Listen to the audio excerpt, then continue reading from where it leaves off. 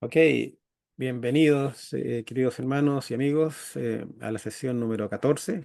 Increíble que hemos avanzado, tenemos 14 sesiones ya del estudio del libro del Arca del Pacto. Estamos estudiando las páginas 345 a la 367, es decir, como unas 22 páginas, claro, aproximadamente.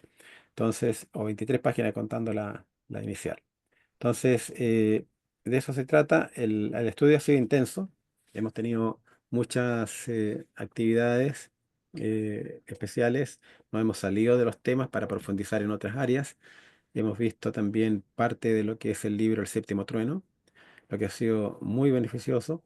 Lamentablemente yo he tenido que ir traduciendo algunas cosas que estaban en inglés, porque la primera presentación la hicimos en inglés para una audiencia más amplia, pero en realidad hay que hacerlo también en español y bien. Toma tiempo, sí, pero se está haciendo el esfuerzo. Hoy día avancé dos láminas más y tengo otros temas adicionales que hoy día los vamos a compartir.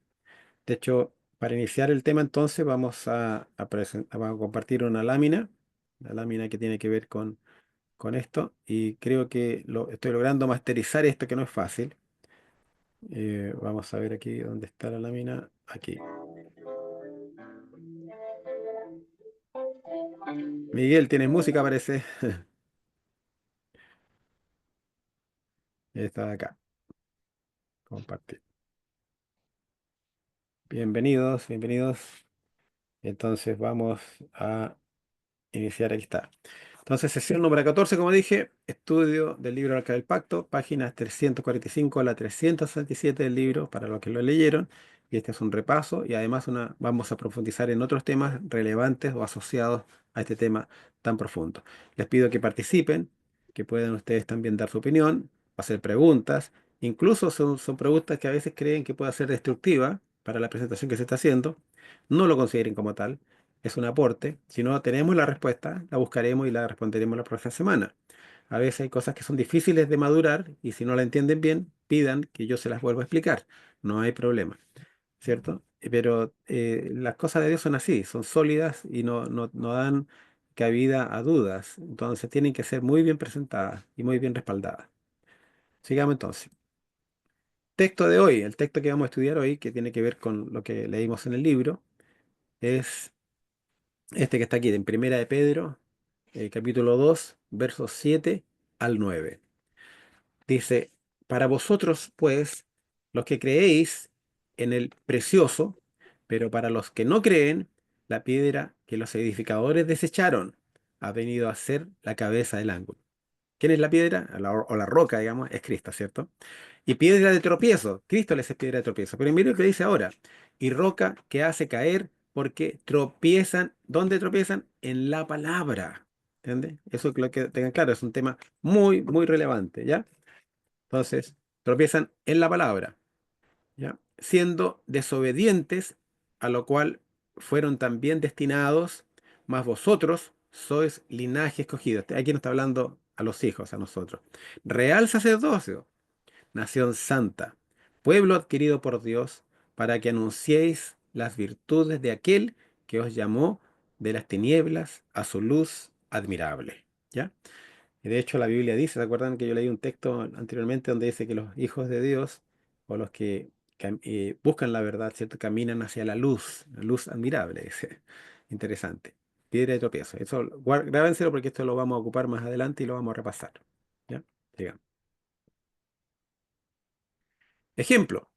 Vimos nosotros un ejemplo de esto, de cómo les es piedra de tropiezo, ¿cierto? La palabra les es piedra de tropiezo a la gente, digamos, que no tiene la orientación correcta para buscar a Dios. Pero lo harán por dinero, lo harán por fama, o algunos pueden estar siendo engañados y son honestos. Y vamos a ver que esas son las ovejas que tenemos que ir a buscar, que son el pueblo de Israel que está perdido, digamos, en el mundo o en otras denominaciones. Entonces, busquemos. Ejemplo, miren lo que dice aquí. En Primera de Juan, capítulo 5 versos 7 al 9 dice, porque tres son los que dan testimonio. Testimonio, ¿cierto? Y la palabra testimonio en la Biblia es algo convincente que Dios que se usa para convencer a la gente. Y incluso está asociada a la palabra martirio, que es marturé en griego. ¿Por qué? Porque el máximo testimonio que uno puede dar es con el martirio, con dejándose morir o sacrificar, como lo que hizo Cristo, ¿cierto? Por nosotros. Ese fue el máximo testimonio que hemos obtenido de él. Entonces, ¿qué dan testimonio? Tres dice que son los que dan testimonio. El espíritu, el agua y la sangre. Y estos tres están de acuerdo, es decir, están unidos. Si recibimos el testimonio de los hombres, el testimonio de Dios es mayor. Este es el testimonio de Dios acerca de su Hijo. El texto siempre está hablando de algo permanente. Tenemos tres cosas que participan. Veámoslo. Tenemos el espíritu, ¿cierto? Yo se lo puse en celeste como el viento, ¿cierto? El agua y la sangre. ¿Cierto? Son los tres que dan, ese es un testimonio continuo, da la idea de continuo, porque dice los que dan testimonio, no los que dieron testimonio, sino que los que dan testimonio en forma continua, eso es lo que dice el griego, por eso se traduce de esta forma al español. ¿Se entiende? Entonces hay un testimonio continuo de parte de Dios para sus hijos. ¿Ya?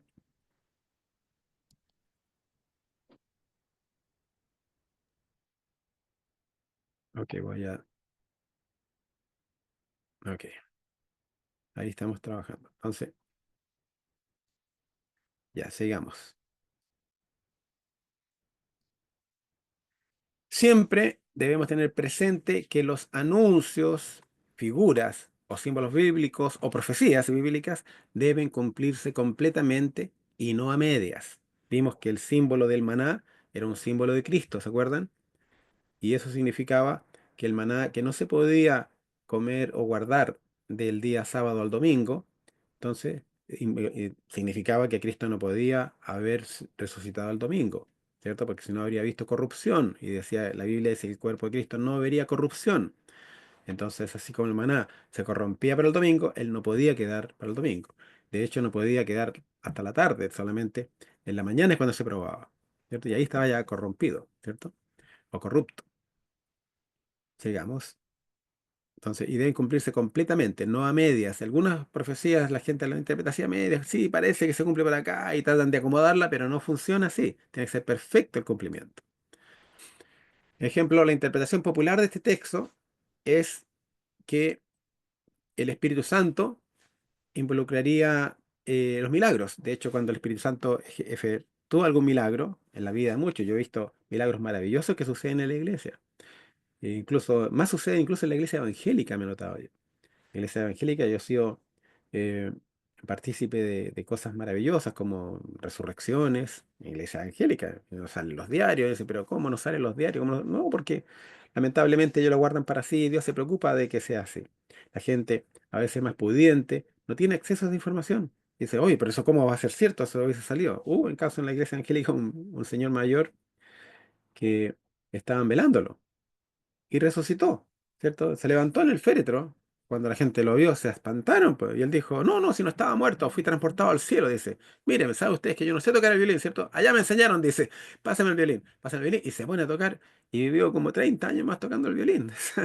Impresionante, la gente, por eso que creen ellos, porque tienen esos testimonios y lo hacen en forma emocional y se entregan plenamente porque viven ese tipo de cosas. La iglesia nuestra les falta un poco eso. ¿Cierto? Vivimos solamente de doctrina y no vivimos apegados tanto al Espíritu Santo como ellos lo hacen. Entonces los milagros también son un testimonio y permanente, ¿cierto? Continuo, digamos. Después tenemos el agua, también se puede representar como el bautismo. El bautismo es un testimonio público, ¿cierto? Donde la gente se entrega al Señor y uno dice, wow, esa persona cómo se convirtió cuando era tan mala, ¿cierto? Entonces eso es un testimonio también de que la obra de Cristo tiene resultados, ¿cierto? Entonces puede ser considerado también un testimonio de Dios acerca de su Hijo, pero vamos a ver que no es tan así. Y la sangre también se puede considerar como el martirio que sufre la gente que está dispuesta a morir por la causa. Y en el libro yo menciono y digo, sí, es verdad, esto es un testimonio eh, de, de Dios, digamos, pero dice, esta interpretación calza con el concepto de ser un testimonio continuo, perfecto, porque continuamente están sucediendo esas cosas que dan un testimonio. Hace poco vi una película, por ejemplo, en China, película cristiana, donde mostraba lo difícil que fue para ellos ser cristianos. eran perseguidos, encarcelados. Los condenaban a 10 años de cárcel por solamente predicar la fe del cristianismo. Y ellos en la cárcel le prohibían todo tipo de lectura. Y ellos solamente, incluso, me acuerdo que empezaban los textos que se memorizaban, los escribían en una servilleta, un papelito, y se los compartían y los leían. Y si los pillaban, les daban, los metían a la sala de torturas para pegarles y tratarlos de forma muy miserable. Y les decían, firma aquí, renuncia a tu fe. Y eran 3 cartas que tenían que firmar y no las firmaban. No las firmaban. Estuvieron los 10 años pagando y fue impresionante cómo ellos gozaban, a veces porque le mandaban un texto clandestino y lo leían y con eso ellos gozaban y disfrutaban. Y nosotros, hermanos, que tenemos tanta libertad, ¿cierto? Y tanto que, que nos cuesta a veces leer o valorar lo que tenemos. Entonces, esa es la diferencia. Pero, dice, esto no es un testimonio de Dios Padre acerca de su Hijo, ¿cierto? Es un testimonio continuo, sí, todo eso, pero no tiene nada. ¿Y qué cosa tiene que ser acerca de Cristo? ¿Cierto? Porque claro, uno dice, sí, esto está relacionado con Cristo en el sentido de que él gestó las pautas, pero no era el principal. El testimonio que esperaban los judíos era otro. Vamos a verlo. ¿Ya? ¿Qué testimonio era necesario que Dios Padre diera acerca de Jesús? ¿Ya? ¿Qué piensan ustedes? ¿Cuál es el testimonio que, que Cristo, o sea, que Dios debería dar acerca de Jesús? ¿Cuál es el testimonio? Si alguien puede dar su opinión o Jorge, su idea. Sí, diga. Hola Miguel, sí, bienvenido.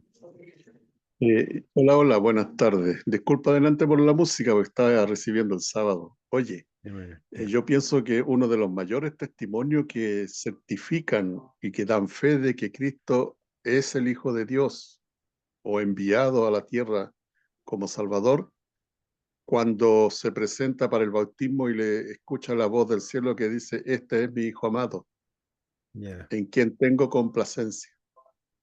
bien. Y se Claro, se posa la fija. paloma, se posa el Espíritu Santo en forma de paloma Bien, bien, sobre bien. él. Sí. Pero es un testimonio continuo. ¿Lo tenemos hoy día ese testimonio? No, pues lo tuvimos, está El escrito en la bautismo, Biblia. ¿Ah? el bautismo. Ya, pero el bautismo no me habla de Cristo. Me habla de las personas que sí, que creen en él, pero también han habido, por ejemplo, en Guyana, hubieron gentes que estuvieron dispuestas incluso hasta a morir por su líder y tomaron un veneno y eran como 600 que murieron en esa isla por un líder falso que les decía que venía Cristo en una nube, y se iban a perdón, en un cometa, y se iban a ir con el cometa. Entonces, ¿te fijas? Claro, o sea, eso da testimonio de que creían en Cristo, que estaban dispuestos a morir por Él, pero así han habido muchos líderes que la gente le ha creído, está dispuesta inclusive hasta a morir por Él, ¿cierto? Pero no es un testimonio continuo acerca de la que tú mencionaste, divinidad de Cristo.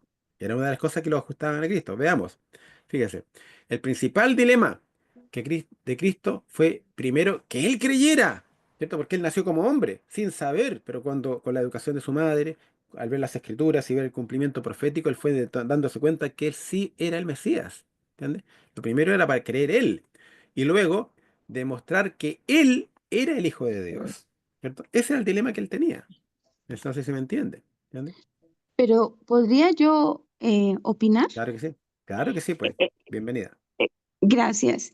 Yo considero que un testimonio continuo de Dios, de que Cristo Jesús es su Hijo, es que cada vez, además del sacrificio que Él hace, el romper ese velo y que nosotros podamos llamarle Padre a Él a través de la sangre de su Hijo, y que pueda Él transformar las vidas de manera Ah, continua de aquellos que tienen bien, ¿eh? fe, el nacimiento de nuevo que Él nos regala, porque nos hace nuevos odres, ese poder al tener fe en Cristo Bien. Jesús, ese para mí Amén. es el testimonio continuo, bueno, es uno Sí, de sí. las señales, ¿verdad? Claro que sí. Muy de acuerdo. Muy de acuerdo. Muy de acuerdo. Si quieres te presenta, ¿cuál es tu nombre? Eh, Mi nombre es Susan, Sí, Susana. Susan, ¿de dónde nos llamas tú? ¿De dónde te conectas? de Guatemala, estoy en Guatemala. Centroamérica. Sí, Así sí, es. muy bien. Muy bien. Tú eres bienvenida. De hecho, somos grandes amigos con Susan desde hace mucho tiempo. Pero quería que se presentara y la conocieran también al grupo. Ella también es cristiana. y también ejerce como abogada también. Y es bienvenida, bienvenida al grupo. Que Dios te bendiga Muchas mucho, Susana. gracias. Y tienes toda la Bendiciones. razón, la razón. Un testimonio continuo acerca de la fe que se tiene en Jesús, ¿cierto?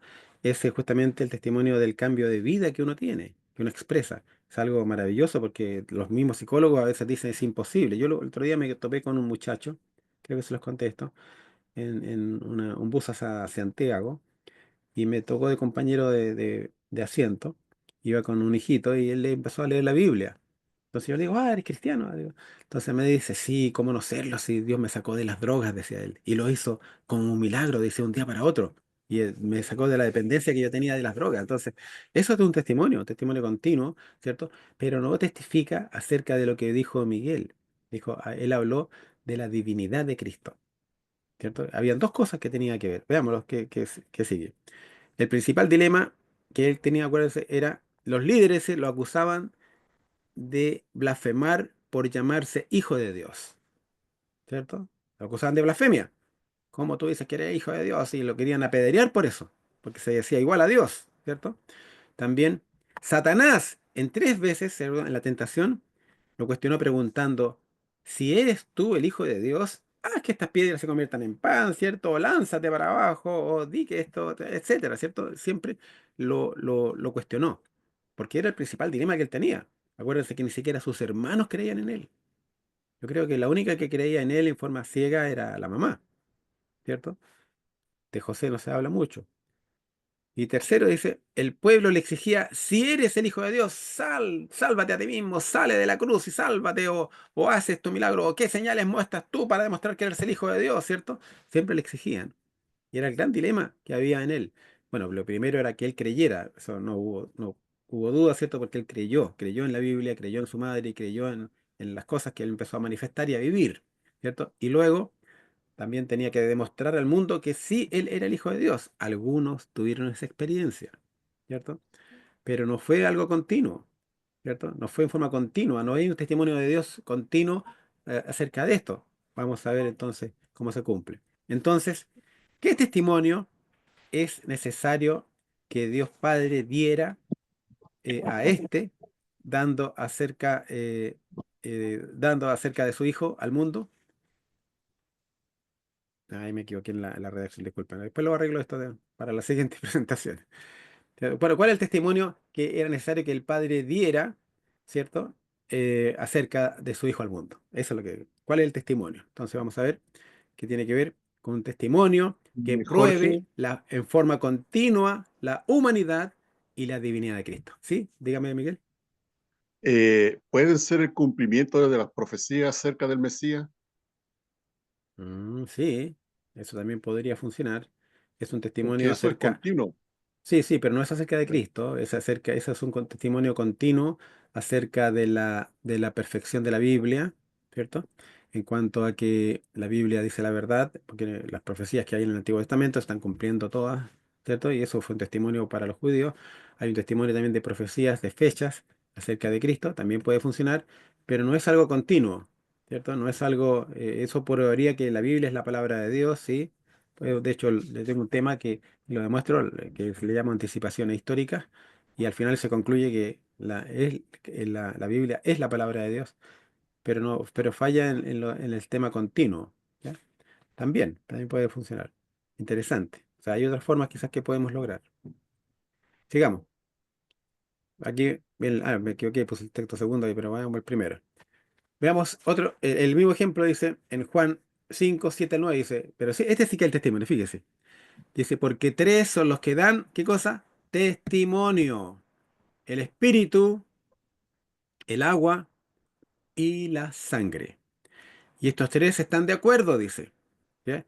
Si recibimos el testimonio de los hombres, el testimonio de Dios es mayor.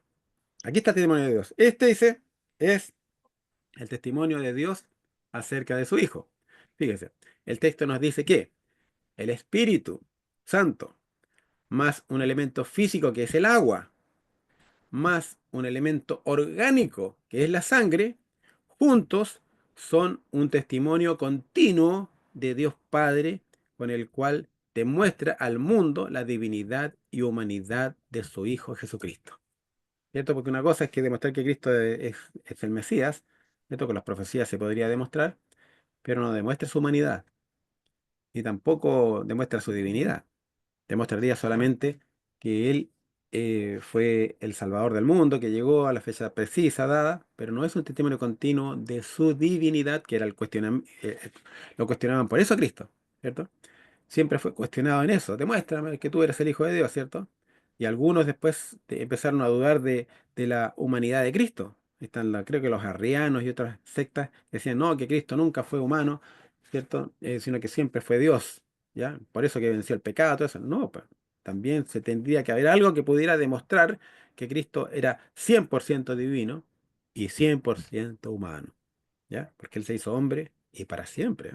Algo que es de incalculable, diríamos, eh, razonamiento, no se puede razonar, porque vemos al Dios creador de todo el universo que se hizo hombre para venir a morir por nosotros. Es como demasiado. Nosotros no hemos calibrado todavía lo inmensurable que eso es. Los ángeles dicen que no lo pueden entender, ¿cierto? Es como algo muy, muy difícil de comprender para nosotros, imagínense, para los ángeles. Primero que todo, en este Veamos esto. análisis, tomé la sangre a un laboratorio en Ah, Israel. perdón, voy a Le tener que volver pregunté, a compartir de nuevo. Disculpen, porque está sin el volumen. Siempre se me olvida hacer esto, así que les pido disculpas. Vamos a compartir nuevamente con el audio. ¿Ya?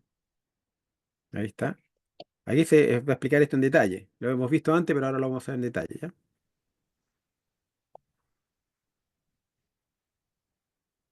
luego dijeron, esta sangre está viva. Ya. Aquí vamos a verlo. Primero que todo, en este análisis, tomé la sangre a un laboratorio en ¿Escucha, no? Israel. ¿Alguien tiene el micrófono abierto? Le Sí. pregunté a una de las personas con las que trabajaba. ¿Alguien tiene el micrófono abierto? ¿Puede cerrarlo, por favor? Ya. Creo que me digan solamente si se escucha, porque yo no escucho acá. Si está, o está solamente el micrófono. A ver, estoy Se escucha compartiendo con súper el bien, audio. Jorge. Se Ya, escucha bien. ya. Lo vamos a seguir entonces. Vamos.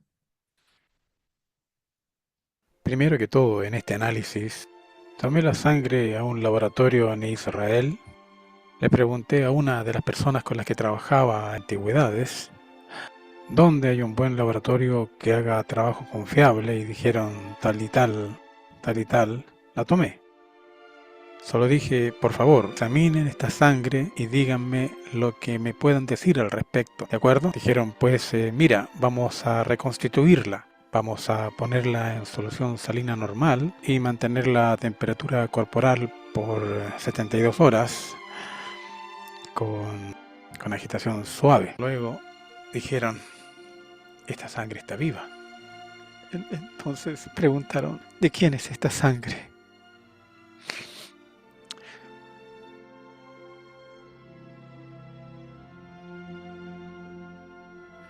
Dije, es la sangre de vuestro Mesías.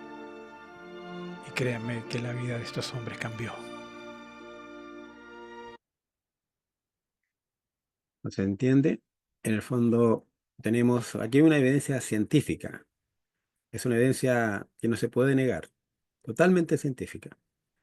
El video yo lo corté, es mucho más largo, ¿cierto? Pero le corté para la parte esencial del video, donde Ronald Wyatt, de la sangre que encontramos y de la cual yo también tengo un poquitito, que lo compartí con ustedes, le mostré la piedrita, ¿cierto?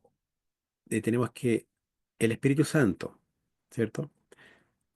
El agua y la sangre juntos vuelve a la vida. ¿Por qué? Porque como la sangre de Cristo no tiene pecado, ¿cierto? Al volverla a hidratar, los glóbulos blancos que tiene ella, que son los que tienen vida, hacen que el Espíritu Santo, dado que no tiene pecado, la vuelve a la vida.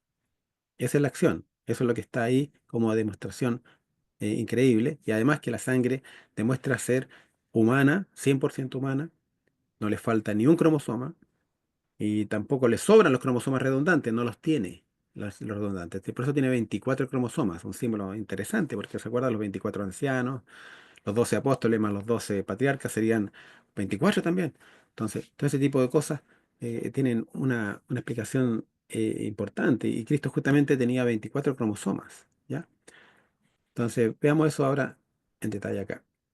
Dado que la sangre de Cristo es sangre sin pecado, entonces, cuando esta es hidratada, Dios Padre, a través del Espíritu Santo, la vuelve a la vida.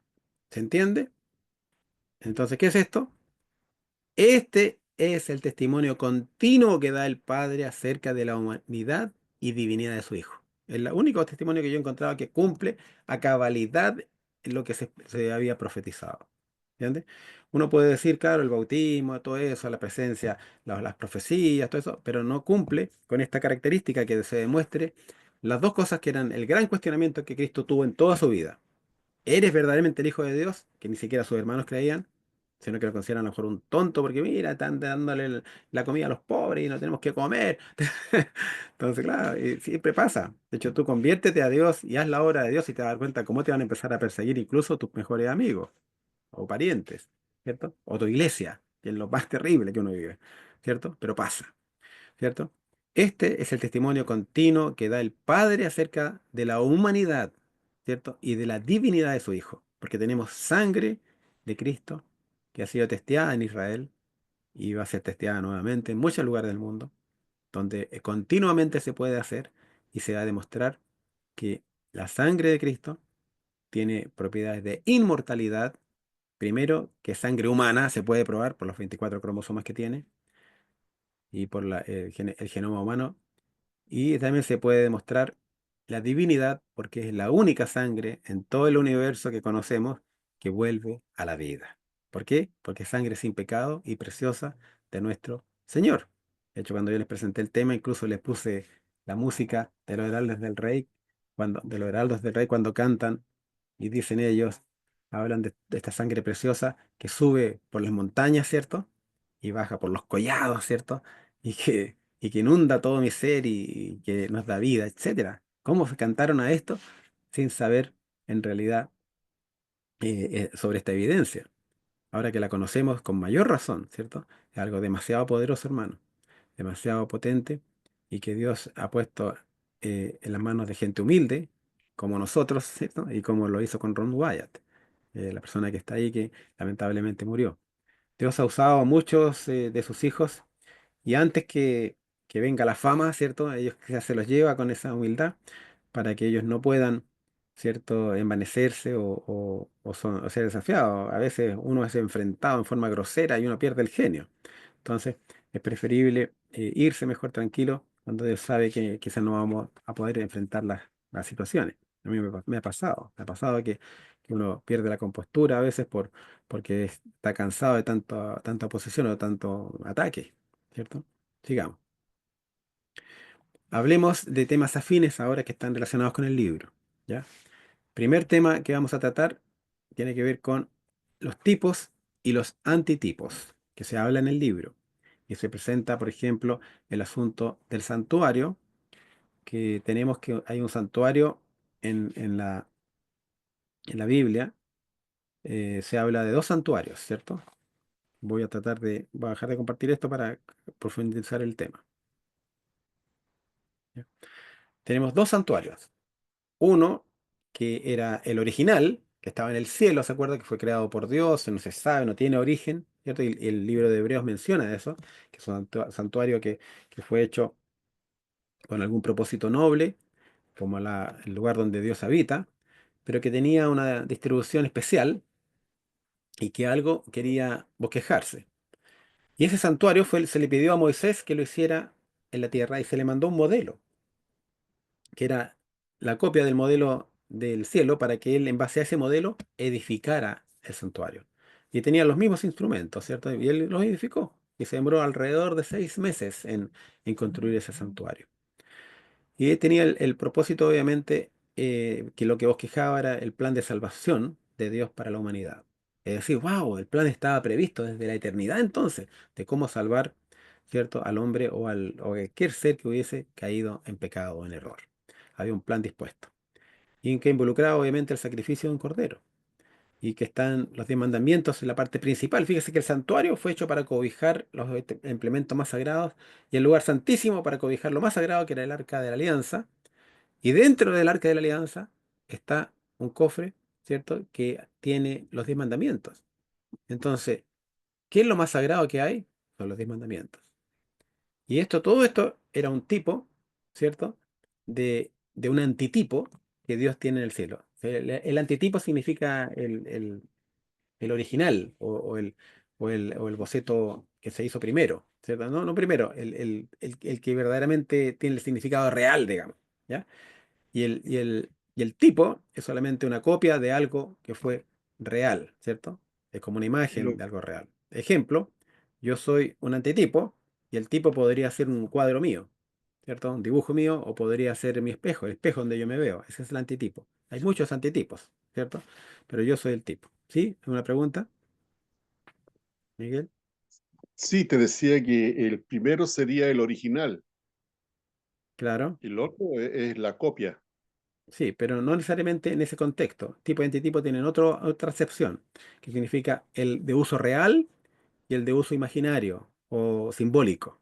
Eso es lo que significa. Porque Ya. puede ser, por ejemplo, yo puedo hacer un boceto, ¿cierto? Y es el original, ¿cierto? Y después hago la casa, pero no es, este no es en realidad este sería un antitipo, el tipo de real sería la casa, ¿entiende? ¿Se entiende? O el antitipo sería la casa, ¿cierto? Y el tipo sería este dibujito que yo hice. ¿Te fijas? Entonces, el uso real. Entonces, claro, en ese caso, hablando de los dos santuarios, algunos teólogos dicen que el santuario de la tierra obviamente era un tipo. Y el antitipo, así, el original o real, ¿cierto? Era el del cielo. ¿Ya? El real era el del cielo. Entonces, el de acá era solamente simbólico. ¿Por qué? Porque el sumo sacerdote tenía que ser el de Aarón, pero no, el verdadero sumo sacerdote es Cristo que está en los cielos. Entonces, ese es el real, ¿cierto? El verdadero. El de acá es una imagen. Pero de repente, Pablo, en la misma Biblia, de repente cambia el concepto y dice que el de acá de la tierra es el real y el del cielo es una copia o es, digamos, uso imaginario. Entonces, claro, los teólogos ahí se confundieron. Dije, no, aquí Pablo se equivocó. Entonces, bueno, nosotros sabemos cuál es la verdad, dicen los teólogos, como diciendo, insinuando que Pablo se equivocó, pero ojo, Pablo es un teólogo eh, diríamos, de alto nivel, ¿ya? Fue educado a los pies de Gamaliel. Además, fue inspirado por el Espíritu Santo. Es muy difícil que haya cometido un error, menos en escribir las Sagradas Escrituras, ¿cierto? Entonces, ¿cómo es eso? Y la verdad es que las dos acepciones son correctas. ¿Fíjate? Pero ¿qué se necesita haber prestado oído a los descubrimientos de Ronald Wyatt? Por ejemplo, el tipo depende del eje de referencia que ocupemos. Claro, como Cristo, como sumo sacerdote, evidentemente el verdadero es el del cielo y el imaginario o simbólico, el tipo, digamos, es el de la tierra. El antitipo es el del cielo, ¿cierto? Que fue también el original y también fue el primero en hacerse, pero es el verdadero, pero en el rol de Cristo como sumo sacerdote, ¿cierto? Porque justamente se encuentra hoy día ministrando en el cielo por todo el universo, ¿cierto? Y para salvarnos a nosotros, ¿cierto? Y el de la tierra era solamente algo simbólico que estaba representando en la labor sacerdotal que iba a hacer Cristo. Pero en el caso de Cristo como oveja o como cordero que iba a morir por los pecados del mundo, ¿cierto? El cordero de Dios que quita el pecado del mundo, en esa acepción, el del cielo no tiene nada real, ¿cierto? Porque Cristo no murió en el cielo, ni siquiera llevó su sangre al cielo. Dice la Biblia que ascendió a los cielos, pero sin sangre. Dice. ¿Y por qué lo dice? Interesante. ¿Por qué? Porque obviamente quiere demostrar que en realidad el de la tierra también cumplió un rol real. ¿Cuál fue el rol real? ¿Cierto? Recepcionar la sangre de Cristo. Es decir, en el rol de Cristo como cordero, el de la tierra es el antitipo. El del cielo es un tipo. O sea, el real es el de acá. Y de hecho Cristo, sabemos nosotros que literalmente derramó su sangre sobre el asiento de la misericordia que estaba escondido debajo, 6 metros debajo de donde Cristo iba a ser crucificado. Algo maravilloso, hermano. Fíjate. Por eso ahí empieza a calzar todos los textos, empieza a calzar toda la Biblia en forma perfecta y no caben en esas lagunas de los teólogos que empiezan a marearse o a confundirse o a no llegar a una explicación concreta y empiezan con ambigüedades, ¿cierto? Nosotros sí seguimos a un Dios real y perfecto y la Biblia es la palabra de Dios. Me preguntó un amigo, oye, perdón, ¿tú dices que el libro es la palabra de Dios o es de la gente que creía en Dios que habló en forma inspirada por Dios? Yo le digo las dos cosas, le dije yo. Ah, no, pues que yo no creo eso. Bueno, te respeto tu posición, pero yo creo sí que es la palabra de Dios.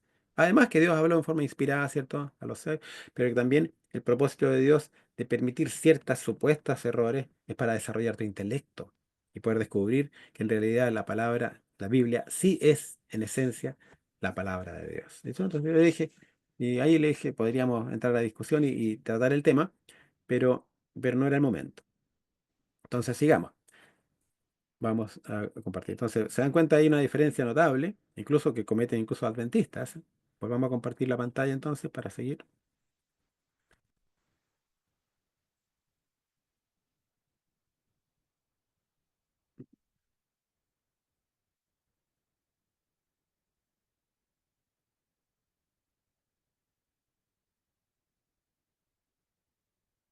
Bien.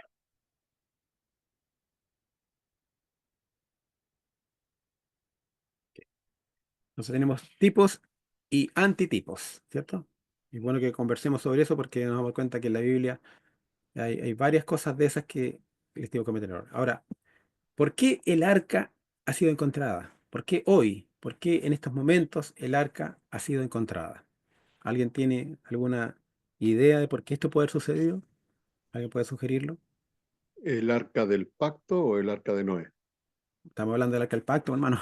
Siempre. Ya, la Solamente el arca. razón, la razón era que se acerca el tiempo del fin y tiene que dar testimonio. Bien, ya. En el fondo también la Biblia habla de este momento, ¿cierto? Y dice que el arca del pacto se iba a ver, ¿cierto? En el Apocalipsis. Y en el fondo justamente por eso, porque estamos enfrentando los últimos momentos de la historia humana, o de este mundo, digamos. Entonces el arca va a jugar un rol preponderante en esto. De hecho, a Ronald Wyatt, y está escrito también en los escritos de Elena de White, de la profeta de la iglesia, donde dicen que a Ronald Wyatt los ángeles le dijeron que el arca del pacto o el descubrimiento de esta arca va a jugar un rol importante dentro del fin del mundo. Cuando se decrete la ley dominical, dice, la observancia obligada del domingo, dice que las tablas de la ley, no el arca, las tablas de la ley que están ahí, las sacaron ya del arca, están afuera, van a salir como testimonio vivo acerca de la vigencia de los 10 mandamientos, ¿cierto? Incluido el día sábado. Entonces eso es importante porque ese va a ser el testimonio de Dios acerca del verdadero día de reposo y en contra de ese falso día de reposo. Entonces va a ser un momento maravilloso. ¿Cómo lo va a hacer Dios? Es un misterio, pero va a haber algo donde Dios nos va a hacer participar. Y ojalá nosotros podamos tener un rol protagónico en eso. No sé cómo ir a hacer, pero es interesante que el arca tiene un rol fundamental en el tiempo del fin. De hecho, incluso la Biblia menciona que al tiempo del fin se va a ver el arca, pero el arca celestial parece, la que va a aparecer en los cielos, ¿cierto? Donde va a demostrar también la importancia. Acuérdense, lo más importante de Israel era el santuario. Lo más importante del santuario era el lugar santo y santísimo, ¿cierto? Donde estaban los elementos que constituían lo que representa la iglesia. Y lo más importante del lugar santo y santísimo era el lugar santísimo donde estaba el arca de la alianza. Era el efecto más importante. Y lo más importante de ella es que cobijaba los 10 mandamientos. Como que dándole importancia a que sí están vigentes esos mandamientos. Y eso es lo que tenemos que nosotros defender. Sigamos. A ver, hay un Jorge, micrófono. Sí, dígame. era va a hacer la consulta. Yo leí, me parece, en la Biblia que cuando se abra el arca, en el tiempo del fin, dice que van a haber truenos, relámpagos y terremotos. ¿O es en otro lado donde lo leí? No, en la Biblia habla de eso, que vienen las plagas después de Sí, eso es el arca celestial. Cuando ya aparece es porque es, Dios viene en nuestra defensa. Tiene razón. es. Ya, thank you. Ya. Ok, sigamos. El arca, hogar de la ley de Dios, es lo que estamos hablando, ¿cierto? Porque el arca es lo más importante que Dios tiene, porque es su trono también, representa su trono. La parte superior del arca representa su trono, ¿cierto? Y la parte inferior está el cofre que cobija el trono y protege. Y que Cristo muriera, ¿cierto? Para cumplir con la ley es algo súper relevante. Fue relevante. ¿Por qué? Porque era tan importante guardar la ley que si yo soy perdonado, bueno, ¿quién va a pagar? ¿Ah? Es como si el fisco me dice, oye, Jorge, que usted tiene una multa de 100 o de $1000 por haber pasado o haber usado un vehículo que no estaba autorizado. Me pasó a mí en Australia. Yo usé un vehículo, tenía dos vehículos, yo uno se echó a perder y el otro estaba bueno, entonces me compré, o sea, el bueno y el bueno se me echó a perder, entonces tuve que usar el viejo, pero el viejo no le tenía patente. Entonces lo ocupé el viejo para ir a la iglesia. Cuando venía de vuelta, me encuentro que me para la policía, porque es una maniobra un poco brusca.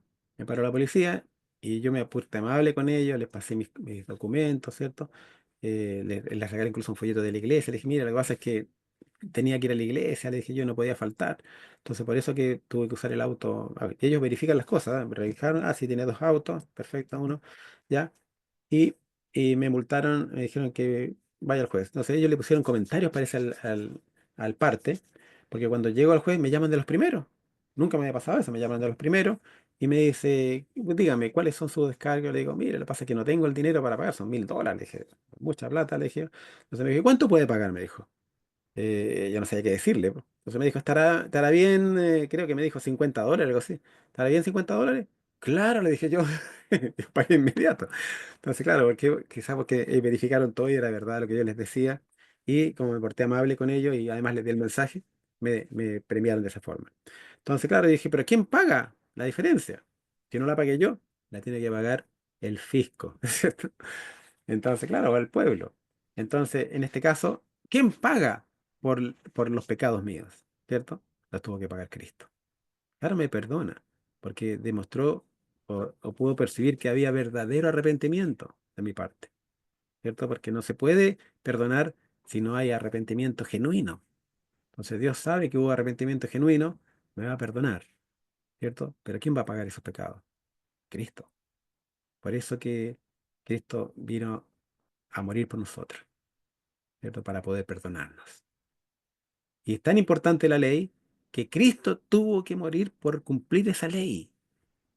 Y ahora queremos anular la ley. Entonces, ¿para qué sirvió que Él muriera por nosotros? No tiene sentido, ¿se fijan?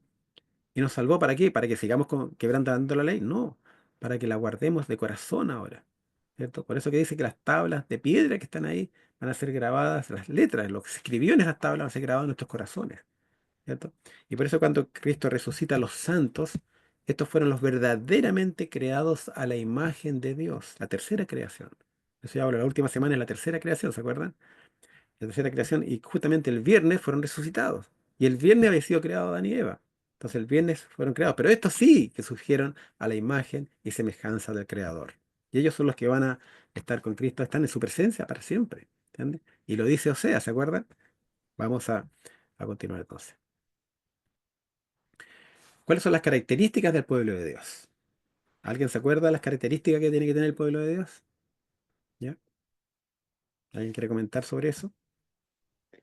En el Apocalipsis está la descripción, aquí está la paciencia, dice, Ya, muy que bien. los santos, los que guardan los mandamientos de Dios Ahí y está. tienen el testimonio de Jesucristo. Muy bien, muy bien. Ahí está, ¿ves? En Apocalipsis 12, 17. Ahí están las características del pueblo de Dios. Entonces dice el dragón se llenó de ira contra la mujer. La mujer se supone que es la iglesia, pero yo digo que no, en realidad es el Espíritu Santo que mora en los fieles de corazón convertido. Porque obviamente no es en una denominación, sino que hay muchas denominaciones donde hay fieles verdaderos. Entonces, la mujer es el Espíritu Santo. Eso es lo que representa esa mujer vestida de blanco, eso representa el Espíritu Santo, que mora en los fieles que están verdaderamente convertidos. Porque también en la iglesia pueden haber herejes, como lo hubo en el tiempo de Cristo, que estaban, de los 12 apóstoles, uno era el traidor, ¿cierto? No moraba el Espíritu Santo en él. ¿Ya? Y se fue a hacer guerra, el dragón se fue a hacer guerra contra el resto de la descendencia de ella. Ni siquiera es una iglesia, es un resto que queda. un remanente de la descendencia de ella. ¿Y tienen qué característica? Dice, los que guardan los mandamientos de Dios y tienen el testimonio de Jesucristo, ¿cierto? Y fíjese, ¿cuál es el testimonio de Jesucristo? Ah, no, el testimonio de Jesucristo en Apocalipsis 20:19 creo que es, o 20:10 creo, o 22, el último capítulo de la Biblia, habla que el testimonio de Jesucristo es el espíritu de profecía, ¿cierto? Una Correcto. característica, ¿ya? Interesante. ¿Por qué? Porque eh, una cosa, es decir, guardan los mandamientos de Dios y tienen profeta o tienen el espíritu de profecía que significa que tienen profeta, eso es lo que quiere decir. Pero cuidado, porque hay falsos profetas también. Entonces hay que cuidarse. Acuérdense que dice mismo el libro de Juan, que escribió el Apocalipsis, dice que también tenemos que cuidarnos de los falsos profetas o del espíritu de falsa profecía. Y por eso hay que consultar al espíritu que te hable a ti. Si te puede hablar un espíritu, tienes que consultarle ciertas cosas. Dice que el espíritu maligno no puede confesar que Jesucristo va a venir en carne. Es la pregunta que uno tiene que hacerle al espíritu cuando le hable. ¿Ya? Etcétera. Entonces en Apocalipsis 14:12, mira lo que dice. Aquí está la paciencia de los santos, los que guardan los mandamientos de Dios, otra característica, y la fe de Jesús. ¿Cierto? Es decir, tiene la fe que tenía Jesús. Sería equivalente entonces también al testimonio de Jesucristo. ¿Cierto? La fe que tenía Jesús. Eso es lo que tenemos que nosotros vivir. ¿Ya? Sigamos avanzando. Hay un tema en la Biblia que se habla y que lo hablan mucho los distintas personas que no creen en el sábado como parte de la ley, sino que hablan de que ya no estamos bajo la penalidad de la ley. ¿Y eso es cierto o es falso?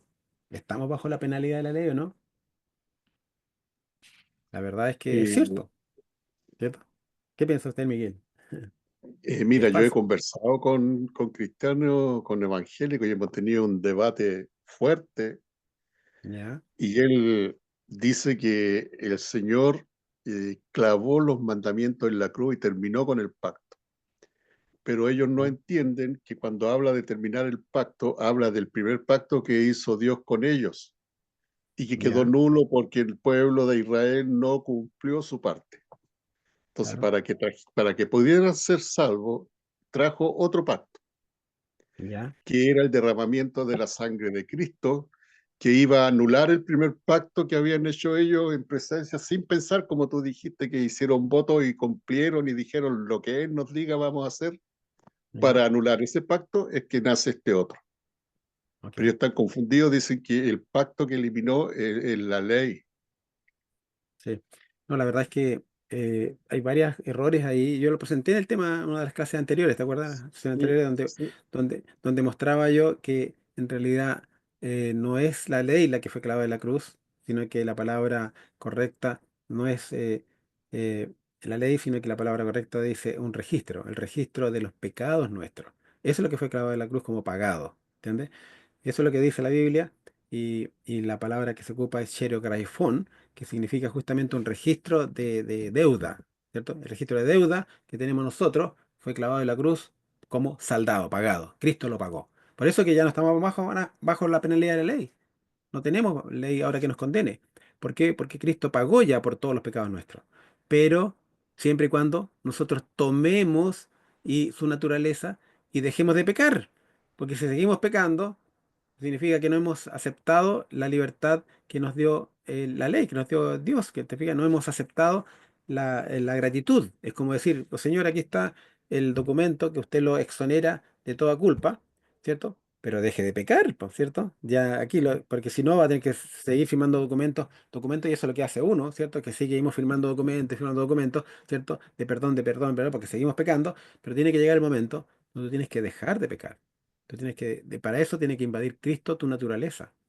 Y Dios ha proveído del método, lo vamos a ver. 10 en Romanos dice, por cuanto los designios de la carne son enemistad contra Dios, porque no se sujetan a la ley de Dios, ni tampoco pueden. ¿Te fijas? Es imposible guardar la ley. Téngalo claro. Es imposible, salvo que usted sepa dejarse en las manos de Dios. si usted se deja en la mano de Dios y se somete al método, por eso la iglesia metodista, ¿cierto? Hablan por eso, el método que Dios dispuso para que nosotros podamos ser salvos, ¿cierto? Y eso significa el culto, ¿cierto? Matinal, ahí está dispuesto en el santuario, el culto de la mañana, el culto de la tarde. También representa el estudio de la palabra de Dios, el pan, el que está ahí con los vinos, el estudio de la palabra, leer, de comer de las carnes de Cristo y beber de su sangre.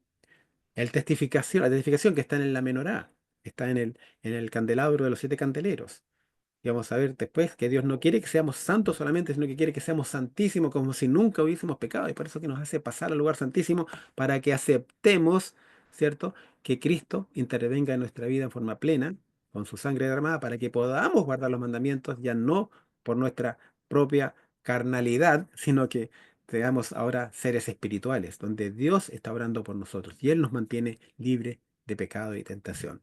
Él, pero tenemos que estar en forma continua preparándonos para que el Señor nos guíe por el camino, así como un padre, que el padre llega, que el hijo se desvía para allá, el padre se va para acá, se va para arriba, no va para abajo, se va para abajo, no va para arriba, ¿cierto? Siempre el padre está continuamente educando a su hijo para que no se desvíe del camino.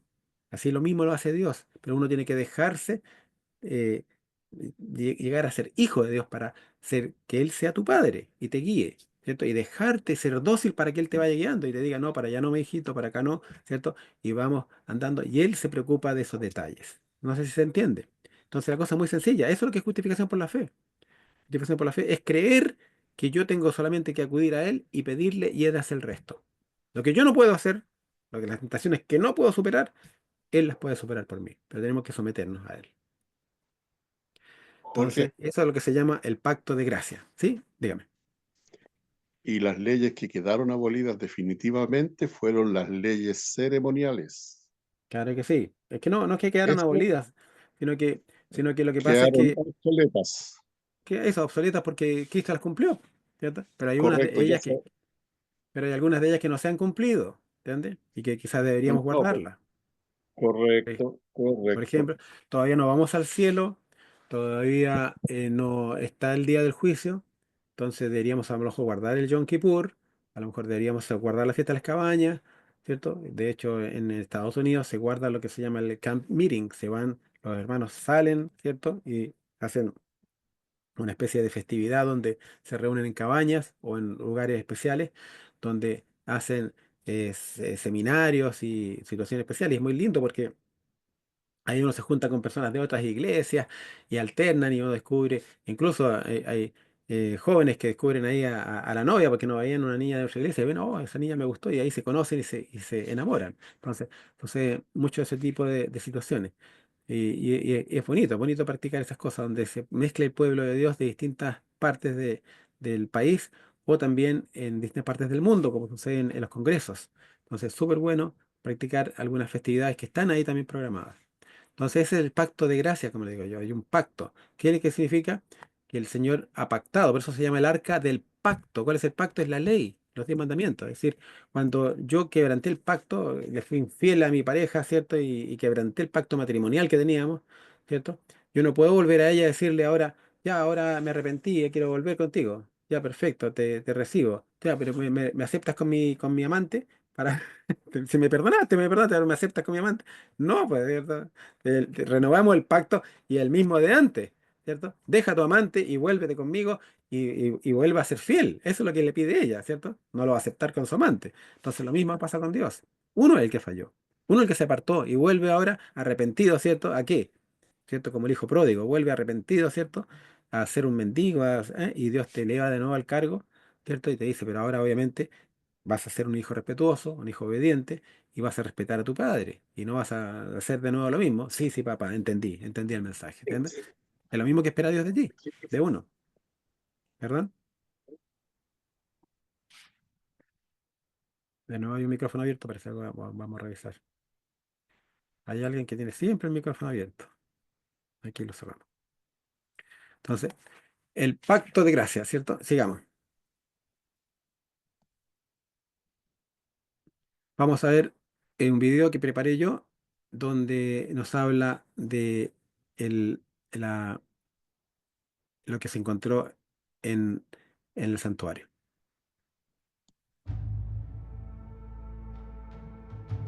El lugar de la crucifixión. Según el hallazgo arqueológico de Ronald Wyatt, este sería el lugar donde Cristo fue crucificado. El lugar necesariamente debe haber sido un lugar venerado por los cristianos primitivos. Y muy visitado, dada la connotación que lo mismo representaba para ellos. Y de seguro que, por esa razón, construyeron este edificio conmemorativo. Por sobre el lugar donde se colocó la cruz, se encuentran estos tres nichos, en los cuales, en placas de yeso, se acostumbraba a escribir con carbón la razón por la cual crucificaban a los criminales. El mensaje era escrito en tres idiomas: hebreo, griego y latín. En el caso de Cristo, según las escrituras, el mensaje escrito decía: "Este es Jesús Nazareno, Rey de los judíos". Un poco más abajo se encuentra lo que creemos corresponde a la piedra que el patriarca Jacob utilizó como almohada y que luego empotró a este costado del monte Moria, producto del sueño que le hiciera exclamar: "¡Cuán terrible es este lugar!". No es otra cosa que casa de Dios y puerta del cielo. En esta plataforma de roca, Ron encontró el hoyo principal de la cruz, que supuestamente debe haber sido ocupado para Cristo. Ahí se aprecia la grieta que asumimos fue provocada por el terremoto que hubo al momento de su muerte, y que pasa justo por el costado de ese hoyo. Los hoyos para los dos ladrones que acompañaron a Jesús en ese día se encuentran un poco más abajo. Ahí se aprecia la profundidad de esos hoyos, 60 centímetros. Y la manera como estos se cubrían con esas tapas, para evitar la entrada de material. Son 3 hoyos en total, se supone que los ladrones ocuparon solo los hoyos de los costados. Más atrás se encuentra la gran roca rodante de 4 metros de diámetro, que fuera retirada de la tumba y puesta al medio de este edificio. Y lo más importante, es evidentemente la cruz. Por lo que debe haber sido un lugar muy visitado por todos los creyentes y por muchos años, hasta que los persas lo derribaran y dejaran bajo cúmulos de escombros. Veamos más de cerca la grieta en la cruz de Cristo. He aquí la conexión más significativa para la salvación de toda la humanidad. Si recorremos la grieta por 6 metros hacia abajo, llegamos a la cueva donde originalmente se escondieron los utensilios más importantes del santuario hecho por Moisés, demostrando que la sangre derramada por Jesús finalmente se depositó sobre el trono de Dios, el que cubre el arca del pacto. Ahí vemos los restos de su sangre, como una mancha de color café, lo que corresponde a sangre lavada, que debe haber sido derramada 3 años y medio después de su muerte, justo en el momento en que apedrearon al mártir Esteban y se cumplió el último válido Yom Kippur entregado a los judíos. Y la posterior independencia de la iglesia cristiana primitiva. Esta es una vista general del groto de Jeremías, tal como la dejaron los ángeles que le aparecieron a Ron. Se aprecian todos los muebles que se encontraban en el lugar santo y lugar santísimo.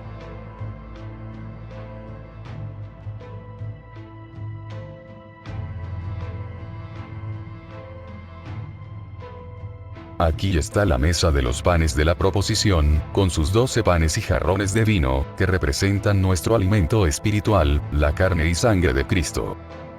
Luego vemos el altar del incienso, lo que representa los cánticos y oraciones de los santos, que suben como olor grato a la presencia de Dios Padre. Aquí tenemos la menorá, o candelabro de los 7 candeleros, que según Ron tiene forma de árbol. Lo que coincide con lo que menciona el libro de Apocalipsis, cuando afirma que Jesús se pasea entre los candeleros. Ahora vamos al arca del pacto,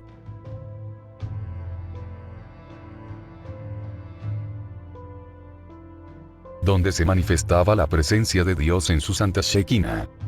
Y lo más importante, la sangre derramada por Cristo, justo a la derecha del trono de Dios o propiciatorio. El testimonio más importante para nosotros los pecadores, donde Cristo salva la ley de Dios y a nosotros por haberla quebrantado.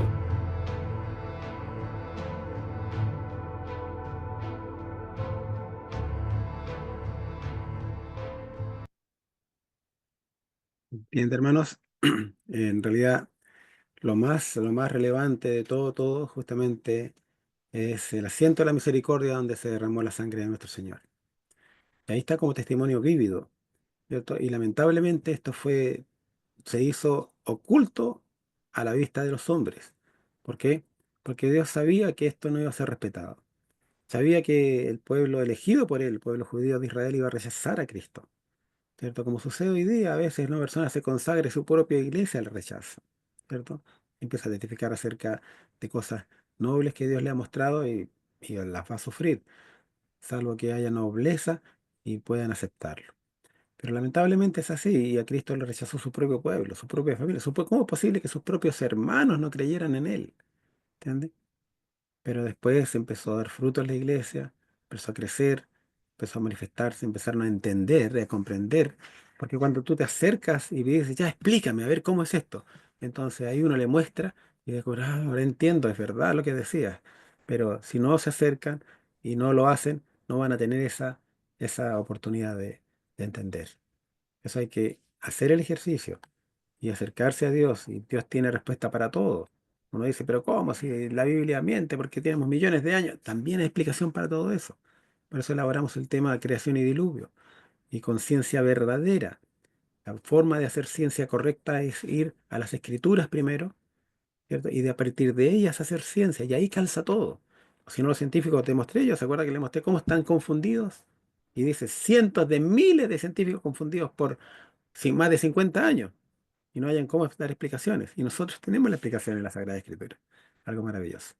Digamos. Aquí tenemos, le voy a preguntar, ¿por qué es importante demostrar que Cristo, por ejemplo, resucitó en sábado? ¿Ya? Aquí vamos a ver lo que dice, los argumentos que da un cura, ¿cierto? Que se supone que es letrado en la materia. ¿Por qué motivo para los cristianos el sábado ha sido sustituido por el domingo? Para los cristianos el sábado ha sido sustituido por el domingo porque este es el día de la resurrección de Cristo. Como primer día de la semana, recuerda la primera creación, como octavo día que sigue al sábado, significa la nueva creación inaugurada con la resurrección de Cristo. Es considerada así por los cristianos como el primero de todos los días y de todas las fiestas, el día del Señor, en el que Jesús, con su Pascua, lleva a cumplimiento la verdad espiritual del sábado judío y anuncia el descanso eterno del hombre en Dios. ¿Ya? Tenemos 3 puntos. Vamos, sigamos al siguiente. Por eso, por ejemplo, pues, cuando en Marcos 16, 2 se dice, no, María Magdalena, el primer día de la semana fue corriendo al sepulcro y allí vio el primer día de la semana. En el calendario judío el domingo era el primer día de la semana. Esto un poco a modo de entenderlo. Bueno, aquí, en consecuencia, para nosotros el Sabbat era como, si el sábado era como el caer en cuenta de que Dios había creado el mundo, que había creado el mundo de la nada, el domingo, cuando se hace ese trasvase, ¿no?, del sábado judío al domingo de los cristianos, el domingo pasa a significar lo que significaba para los judíos el sábado, es decir, la contemplación de la creación. ¿Ya?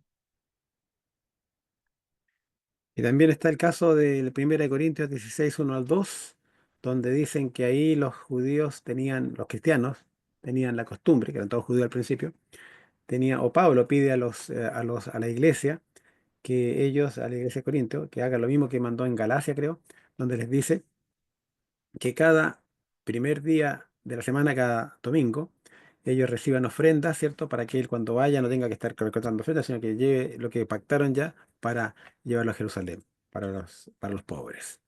Y la verdad es que no dice eso. Vamos a ver, cada tema lo vamos a descubrir en la siguiente presentación. Ahora, ¿por qué? La pregunta es, ¿por qué tropiezan, ¿cierto?, en la palabra, siendo que desobediente, lo que vimos el primer texto que partió esta presentación, ¿cierto? En 1 Pedro 2:8 dice, porque tropiezan en la palabra, ¿cuál es la razón? Son desobedientes, a lo cual fueron también destinados. Fueron destinados, es decir, Dios está actuando, les está dando una palabra de tropiezo. Cristo es la piedra de tropiezo, pero tropiezan en la palabra, ¿entiendes? Vamos a ver ¿Qué significa eso? Tropiezan en la palabra, ¿cierto? ¿Y por qué? Porque son desobedientes. ¿Qué significa desobediente? ¿Desobediente a qué? Para que sean desobedientes tiene que haber una razón. Parece que alguien rayó la pantalla, no importa, bueno, sigamos. Desobedientes, en primera de Tito, Timoteo, perdón, 1, 9 y 10 dice, la ley no fue dada para el justo, sino para los transgresores y desobedientes, y para cuanto se opongan a la sana doctrina. ¿Ya? Entonces, ¿a qué son desobedientes? ¿Ya? Son transgresores y desobedientes. Y para que cuanto se opongan a la sana doctrina. ¿Sabía? Hay personas que se oponen a la doctrina verdadera y además son desobedientes. ¿Por qué son desobedientes? Son desobedientes, tiene que haber una ley que desobedecer. Los 10 mandamientos, pues, ¿cierto? ¿Y qué es lo que desobedecen la mayoría de las personas que son religiosas hoy día, cristianos? Es justamente en el sábado. Es lo que más desobedientes son. ¿Entiendes? Digamos. El séptimo día es día de reposo, dice en Éxodo, ¿cierto? Cuando Dios le hablaba del maná a ellos, ¿cierto? ¿Hasta cuándo no queréis guardar mis mandamientos y mis leyes? ¿Se fijan? Eso Dios le cobró al pueblo de Israel y hoy día hace vigencia de nuevo. Pero nos dice, hasta cuándo van a dejar ustedes de hacer esto de no respetar el día de reposo? ¿Cierto? Entonces, eso lamentablemente sucede. ¿Ya? Sigamos andando. Hoy podemos mostrar los errores en los que tropiezan. Vamos a ver cuáles son los errores en que tropiezan ellos. Miguel, si puedes borrar lo que escribiste en la pantalla, por favor. No sé si lo puedes hacer o si sabes hacerlo. Entonces, hoy podemos mostrar los errores en los que tropiezan. ¿Cuál es el primer error que tropiezan ellos? Que la resurrección de Cristo fue en sábado, porque Cristo llevó a cabo una obra secreta con los santos que fueron resucitados el viernes. ¿Ya? ¿Cómo se prueba que eso es incorrecto? Lo hicimos en la prueba, ¿cierto? La resurrección, eh, perdón, no el domingo, la resurrección fue el sábado. Eso es lo que podemos demostrar nosotros. La resurrección fue el sábado porque Cristo llevó a cabo una obra secreta con los santos que fueron resucitados el viernes, ¿cierto? Los santos fueron evidentemente resucitados el viernes. ¿Y se acuerdan que Oseas nos dice que él es uno de los santos que fue resucitado el viernes, ¿cierto? Y lo llama eso el segundo día. ¿Cierto? Y yo les voy a déjenme compartir esto y les voy a mostrar el texto, ¿cierto? A ver, vamos a dejar de compartir esto. ¿Ya? Vamos a compartir la otra pantalla ahora, que tengo preparada. Aquí está.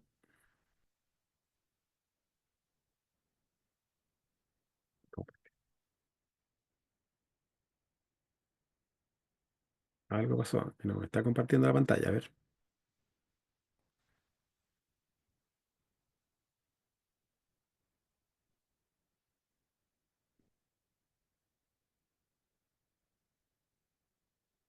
ahí está.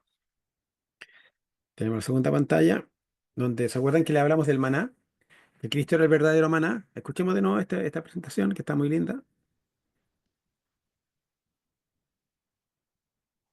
Para entender el uso del maná, leamos algunas partes de Éxodo capítulo 16.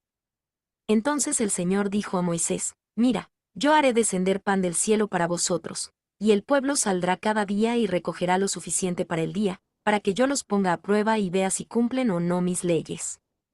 Y el sexto día prepararán de lo que hayan obtenido, y será el doble de lo que hayan obtenido en los otros días. Y Moisés les dijo, no guardéis nada para la mañana. Pero ellos no hicieron caso a Moisés, y algunos de ellos lo guardaron para la mañana, y había gusanos en él y tenía mal olor, y Moisés se enojó con ellos. Y dijo, así ha dicho el Señor, mañana es día de reposo consagrado al Señor, lo que se haya de cocinar, se cocinará, y lo que sobre, se apartará para guardarlo hasta la mañana. Y lo guardaron hasta la mañana como Moisés había dicho, y no salió de él olor, ni tenía gusanos. Durante 6 días lo tomaréis, pero el séptimo día, que es sábado, no habrá nada. Pero todavía el séptimo día algunos del pueblo salieron a buscarlo, y no había nada. Y el Señor dijo a Moisés, ¿hasta cuándo iréis contra mis órdenes y mis leyes? Mira, porque el Señor os ha dado el sábado, os da en el sexto día pan suficiente para 2 días, que cada uno se quede donde esté, que nadie salga de su lugar en el séptimo día. Así el pueblo descansó el séptimo día. Cristo era el verdadero maná. Y su cuerpo no vería corrupción, por lo tanto su cuerpo no podía ser guardado en la tumba más allá del sábado. Estuvo bien de viernes a sábado. Pero de viernes a domingo habría visto corrupción. ¿Entiende? Ahora vamos a cargar las láminas que yo les estoy avanzando en esto. Argumento número 3. Como se mencionó anteriormente, durante los 3 primeros días de la creación, el Creador, es decir, Jesús, actuó como la fuente de luz en ausencia del sol, la luna y las estrellas. Esta luz fue creada inmediatamente después de que el vacío y la tierra cobraran existencia. El sol, la luna y las estrellas no fueron creados sino hasta el 4.º día. De manera simbólica, durante el 4.º día de la pasión de Jesús, Él instituyó al Espíritu Santo, las Escrituras y los ángeles como los nuevos portadores de la luz espiritual. Esto ocurrió en el momento en que fue colocado en el corazón de la tierra, y su conexión directa con el Padre se rompió. En ese instante, Jesús asumió el peso de nuestros pecados, siendo tratado como un pecador en nuestro lugar, llevando sobre sí la culpa de toda la humanidad. El día miércoles fue esto, el día miércoles de la mañana de esa semana de la nueva creación de Dios, ¿se acuerdan? La última semana, la pasión de Cristo es la semana de la creación, partió el domingo, con el domingo de Ramos, ¿cierto? Él entra a Jerusalén, ¿cierto? En esa tremenda festividad que simboliza la creación o el primer día. Él anuncia que es la luz del mundo, etcétera, pero después, el día miércoles, ¿cierto? En la mañana, él, cuando ya es dejado en el corazón de la tierra, en el corazón de la tierra, digamos, a la merced de los hombres, él ahí declara y deja instituido el sol, la luna y las estrellas, ¿cierto? Que son en realidad, el sol sería el Espíritu Santo, Dios Padre, ¿cierto? La luna sería la Biblia y las estrellas serían los ángeles o los santos, ¿cierto? Que testificaran ahora en su nombre, porque él no iba a estar desconectado. Argumento número 4. La resurrección en sábado es confirmada por el profeta Oseas. Analicemos con atención el siguiente texto, donde el mismo Cristo, después de su resurrección, se aparece a los discípulos. Y después de mucho trabajo, para hacerles creer que era Él en carne y hueso y no en espíritu, entonces. Lucas 24, versos 44 al 47. Y les dijo, estas son las palabras que os hablé, estando aún con vosotros, que era necesario que se cumpliese todo lo que está escrito de mí en la ley de Moisés, en los profetas y en los salmos. Entonces les abrió el entendimiento, para que comprendiesen las Escrituras, y les dijo, así está escrito, y así fue necesario que el Cristo padeciese, y resucitase de los muertos al 3.º día, y que se predicase en su nombre el arrepentimiento y el perdón de pecados en todas las naciones, comenzando desde Jerusalén. ¿Ya? Cuando resucitó de los muertos, al 3.º día, después de, fíjate que siempre parte hablando de los padecimientos, ¿se fija?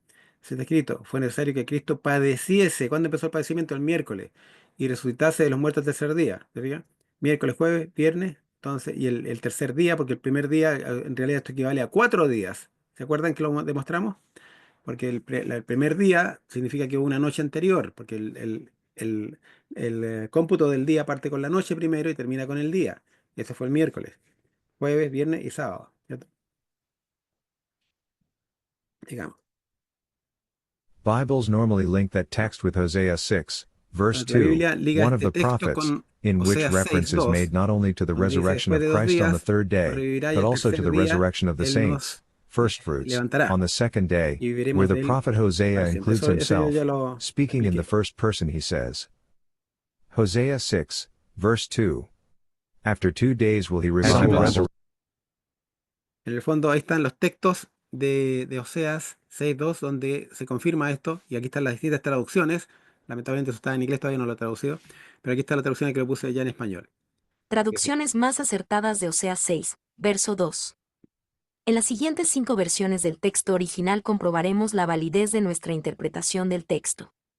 En la Biblia del Peregrino, de Luis Alonso Choquel del año 1993, se lee: En 2 días nos hará revivir, al tercer día nos restablecerá y viviremos en su presencia. En la Biblia Nácar Colunga, leemos: Él nos dará vida en 2 días y al tercero nos levantará y viviremos ante Él.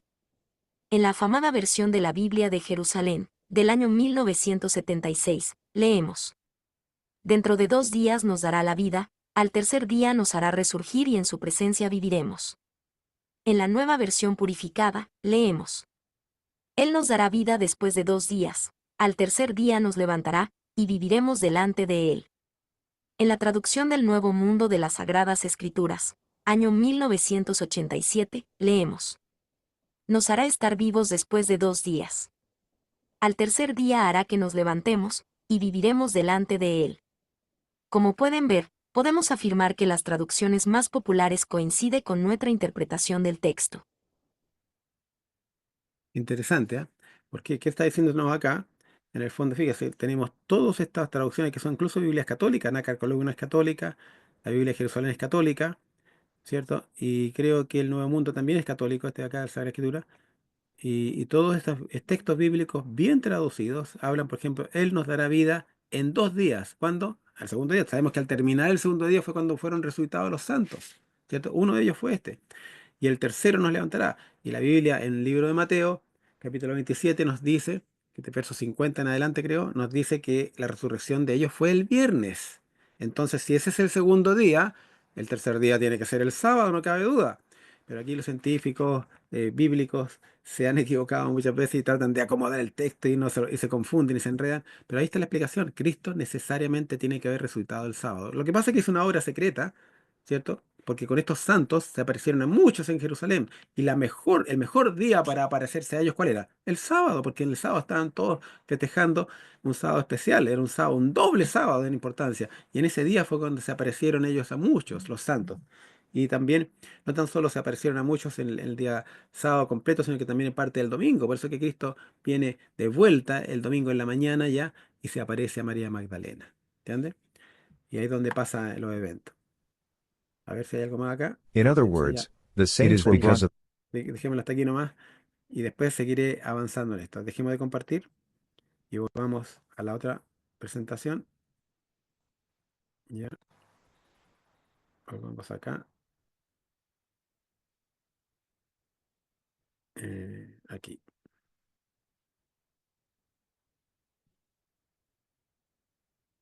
Compartir. Ahí está. Entonces vimos que la resurrección de Cristo en sábado está más que demostrada. Sin lugar a dudas lo podemos demostrar. Es una de las demostraciones buenas y potentes que tenemos. ¿Cierto? Pues de distintos ángulos. El maná, ¿cierto? Lo demuestra Oseas, lo demuestra también el caso del Cordero Pascual, ¿cierto? Que también tenían que comérselo rápido ellos durante la noche de ese sábado, porque el día siguiente iban a arrancar ellos de Egipto, y justamente así sucede, digamos, en el evento práctico. Entonces vamos ahora al tercer punto, al segundo punto.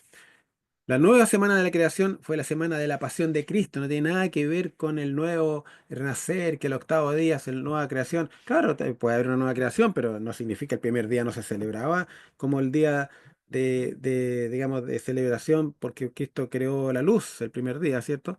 No, o creó la tierra y el espacio. No, no se celebró nunca eso, se celebró el último día, ¿cierto? Entonces, claro, si hay una nueva creación, también tiene que tener un último día. Porque ahí se celebra toda la creación, no el primer día de la creación, porque la creación duró 7 días, ¿cierto? ¿Y cuánto fue la creación de Dios? Fíjate que todo apuntaba, la creación de Dios, y yo sin saberlo esto, yo cuando escribí el libro no sabía esto de los teólogos católicos, ¿entiendes? Pero sin embargo aquí tengo todas las demostraciones justamente para ellos, sin haber yo tratado de, de darle explicación. Fíjese, parte en el Domingo de Ramos y él se declara justamente en ese día: yo soy la luz del mundo. Dice, Dios dice que yo soy la luz, etcétera. La luz ha venido a vosotros. Y eso lo hizo el primer día, justamente. El segundo día, todos los días tenían relación con la pasión de Cristo. Todo, por eso que la Biblia no habla qué sé yo, habla de animales, de bestias de la tierra, dice que creó también. Pero ¿por qué se creó las bestias de la tierra cuando en realidad no eran bestias? eran animales, todos eran sanos en el Edén, pero él estaba hablando de lo que iba a pasar con Cristo, porque las bestias religiosas eran las que le iban a atacar, las de la tierra. Y del mar son los romanos, son los digamos, dice, de los monstruos marinos, dice la Biblia. ¿Por qué dice monstruos marinos? ¿Por qué no dice animales marinos? Eran todos sanos, todos respetaban al hombre, dice, el hombre tenía dominio sobre ellos. Entonces no eran monstruos, eran animales marinos, no.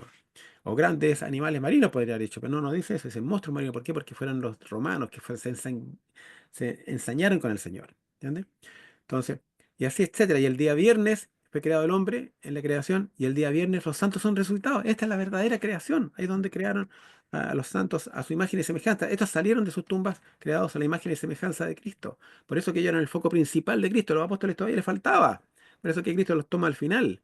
¿Cierto? Era primero estos santos. Estábamos hablando de quizás de David, de Abraham, de Sara, de Rebeca, de Lea, todas esas personas, de Jacob, todas esas personas santas que murieron en el pasado y ahora son resucitados y se aparecen a muchos en Jerusalén para testificarles acerca de la salvación y de Cristo. Y por eso que tuvo tanto éxito después del Pentecostés y se convierte en 3.000 personas, 3.000 hombres, imagínate, sin contar las mujeres y los niños, digamos. El día del Señor es el sábado semanal. Porque Jesús dijo, Cristo, yo soy el Señor, Él es el Señor del sábado. Para que sepáis que el Hijo del Hombre también es Señor del sábado, dice. ¿Cierto? ¿Cuál es el día del Señor entonces? El sábado. No tiene nada que ver con el domingo. Se le pone Día Domini, como diciendo que es el día del domingo, es el día del Señor, pero es mentira. No es el día del Señor. Cuando en Apocalipsis dice que eh, Juan está en el día del Señor, se refiere al día sábado. ¿Entiendes? Ellos guardaban el sábado. Si hubiese cambiado el día de reposo, habría sido un tema de mayor discusión entre los judíos, porque los judíos hasta el día de hoy guardan el sábado. ¿Entiendes? No habrían aceptado eso, ¿cierto? Pero ¿por qué la iglesia acalló el cristianismo que guardaba el sábado, persiguiéndolo? Porque cambiaron el día ellos arbitrariamente. De hecho, yo digo, estos temas que yo he presentado van a ser aplaudidos en un momento futuro por la iglesia católica. ¿Por qué? Porque ellos quieren demostrar que en realidad no hay justificación bíblica para guardar el sábado, que es una decisión arbitraria de la iglesia. Y si los protestantes guardan el domingo, ¿cierto? Perdón, guardar el domingo, pues, si los protestantes guardan el domingo es porque ellos, perdón, le voy a repetir todo de nuevo. No hay justificación alguna para guardar el domingo. Ellos dicen bíblica, no hay justificación alguna para guardar el domingo, sino que ellos dicen que si los protestantes guardan el domingo es porque aceptan la autoridad de la Iglesia Católica. ¿Cierto? Esa es la posición que ellos tienen. Por eso que a Samuel Bacchiocchi, que demostró esto también, le aceptaron su tesis, que fue en la Universidad Gregoriana de Roma.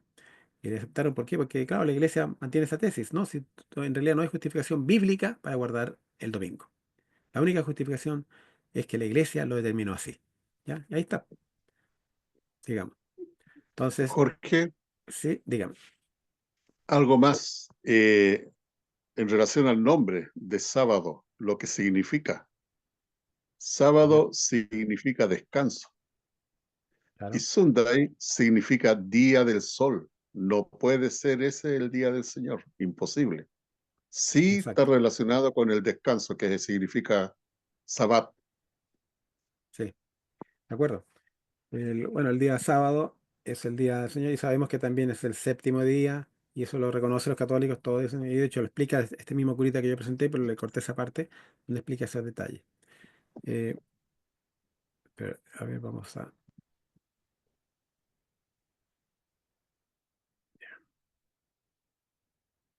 Entonces, en Marcos también 16, 2 y 9, María Magdalena fue en domingo a la tumba, eso es verdad, fue en domingo a la tumba, el cura no miente. Pero ¿por qué cayó por accidente de domingo? Porque en realidad la Biblia no dice domingo, dice Mía Sabatón, que es el primer día de la fiesta del Homer. Pero el texto no dice que Jesús resucitó en ese día, sino que la parte diurna de ese día se asentó. Porque le ponen ahí, acuérdate que ese texto, del capítulo 9 en adelante, del verso 9 en adelante, habla de tres eventos, ¿cierto? Perdón, tiene tres finales distintos. Tiene lo que dice el texto es que termina en realidad, el original termina en el versículo 8. Por alguna razón terminó ahí el primer, digamos, Marcos, terminó ahí su libro y no le agregó el final, el desenlace final, que es lo que le agregaron con posterioridad. Pero tiene tres finales distintos ese libro. entonces en los manuscritos que se han encontrado. Y el manuscrito que prefirió la iglesia poner dentro del canon sagrado es donde se habla de que Cristo resucitó el día, primer día de la semana. Pero resulta que la palabra Jesús no aparece en los originales, no aparece, sino que en realidad lo que está diciendo, y yo lo hice la traducción y di el ejemplo a ustedes, que en realidad lo que dice ahí es que se asienta el día, el día se consolida, o sea, la parte del día se consolida. O se levanta, eso es lo que quiere decir, porque la palabra levantar también se puede traducir como resucitar, pero no, Cristo no resucita el sábado porque no es, sino que el día se levantó, ¿cierto? Eso es lo que está diciendo. El texto no dice que Jesús resucitó ese día, sino que la parte diurna del día se asentó. Y además que es un texto que fue escrito con posterioridad. Digamos. Y lo otro que Primera de Corintios 16, 1 y 2, el término mía sabatones, yo le pongo en plural, es sabatón que dice en original, pero con una W al final que significa en plural, no se refiere al domingo, sino al primer día de la fiesta del Homer, que justo corresponde con el día de las primicias y es donde se pactaban las ofrendas anuales. Y por eso que aquí Pablo dice que cada mía sabatón, ¿cierto? Pacten cuánto van a donar, ¿cierto? Y no que va a tener una lista de todos los sábados del año, no, pues era solamente un mía sabatón especial el día de las primicias, donde ellos tenían que pactar cuánto iban a donar para la iglesia, ¿cierto? Dependiendo de cómo venía la cosecha, porque en ese día ellos veían la cebada y decían, oh, viene bien la cosecha, entonces voy a pactar tanto darle a los pobres. Entonces, todas las respuestas están claramente establecidas ahí. ¿Ya? Sigamos. ¿Cuál es nuestra misión entonces? Para terminar, hermanos. ¿Cuál es nuestra misión como cristianos? ¿Es nuestra misión ir a debatir? No, nuestra misión no es debatir con los incrédulos o con los rebeldes, que verdaderamente no están por ganar almas para Dios. No es nuestra misión, de gastarnos ahí y ponernos a pelear y a debatir. No, no es nuestra misión. Su misión, hermanos, nuestra misión es, primero, ir en búsqueda de las ovejas perdidas de Israel. ¿Ya? ¿Cuáles son las características de estas ovejitas perdidas de Israel? Verdaderos israelitas en quienes no hay engaño. Acuérdense que cuando Cristo encuentra a Natanael, bastó que le dijera que lo vio debajo de una higuera para que él creyera en forma inmediata. Él sabía que era una conexión espiritual, sabía que estaba orando por el Mesías en ese momento, siempre suplicando, ¿dónde, Señor? Se han cumplido las profecías, ya te llegó la fecha, la hora del nacimiento del Mesías, pero no lo vemos. ¿Dónde está, Señor? Y aparece Felipe, ¿cierto? A Natanael y le dice, Natanael, Natanael, hemos encontrado al Mesías. ¡Wow! Como tan rápida la respuesta, pensó él. Y le dice, ¿quién es? José, el hijo de Nazaret, el hijo de José, perdón, es Jesús de Nazaret, el hijo de José. Entonces dice, ¿cómo de Nazaret puede venir algo bueno, ¿cierto? Pero ven y ve, eso es lo que le dijo él, ven y ve. Eso es lo que tenemos que hacer nosotros con estos verdaderos israelitas, llamarlos a que vengan a ver y a escuchar, ¿cierto? Quienes tengan el orgullo bajo sumisión, porque las personas a veces escuchan una verdad distinta y se pueden enojar, porque el orgullo está por sobre la verdad, ¿cierto? En cambio ellos no, son hijos de luz y caminan hacia la verdad, exentos de avaricia, porque son personas que obviamente no lo hacen por dinero, ni por fama, ni por gloria, ¿cierto? Lo hacen por amor a Dios, que amen la verdad, por lo cual estén dispuestos a caminar hacia la luz. Esos son los hijos de la verdad que tenemos que buscar. Y hay distintas iglesias, están en iglesias católicas, en iglesias de todo tipo de protestantes, están en iglesias también, iglesias a veces musulmanes también, gente honesta. Otro día escuché a un musulmán que se convirtió gracias al estudio del Corán, porque el Corán cuando dice, apunta hacia la Biblia, el Corán dice que hay la Biblia y que hay que seguir cuando algo no se entienda. Entonces él empezó a investigar la Biblia y descubrió en realidad que Cristo es el Mesías. ¿Entiendes?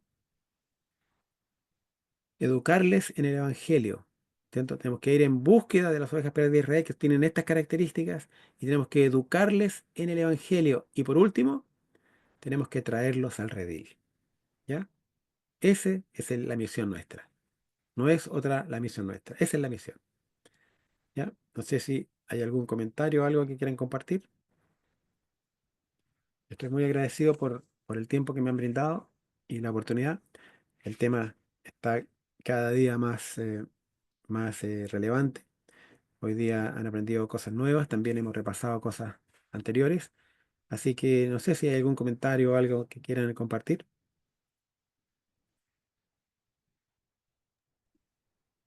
Cuando Jesús envió a los discípulos para que le fueran testigos en Samaria, en Judea y en todo el mundo, ¿cierto? Para buscar a los discípulos, les ¿Ya? dijo que toda potestad le había sido dada en el cielo y en la tierra.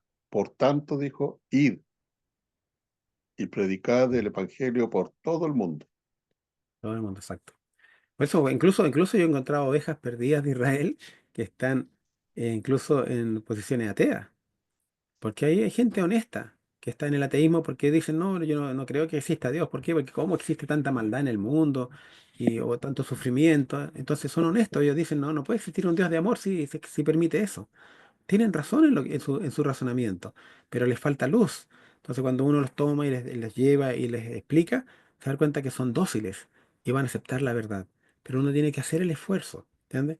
Tiene que hacer la predicación y tiene que tratar de llegar a ellos en forma de corazón, con humildad, ¿cierto? Y con buena disposición. Yo digo, cuando uno debate a veces los religiosos son los más difíciles, porque uno va a debatir con un religioso, es orgulloso, lleno de hasta burlescos.